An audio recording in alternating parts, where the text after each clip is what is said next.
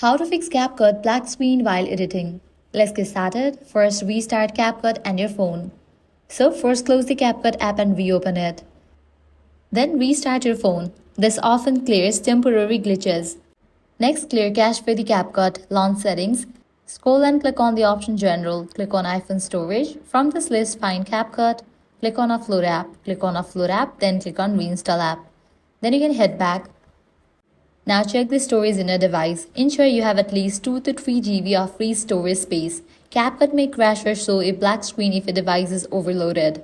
Likewise, check internet connection. You can enable for the option airplane mode, wait for a few minutes and then disable it. Also, you can switch between network, Wi-Fi and cellular data.